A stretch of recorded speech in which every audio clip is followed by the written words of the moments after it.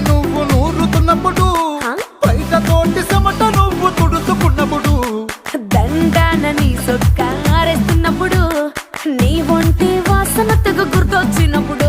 రెండు చేతులెత్తి చుట్టు మలిసినప్పుడు జండు కత్తుకొని పడుకున్నప్పుడు అలసిపోయి నువ్వు ఆవలించినప్పుడు వచ్చుండై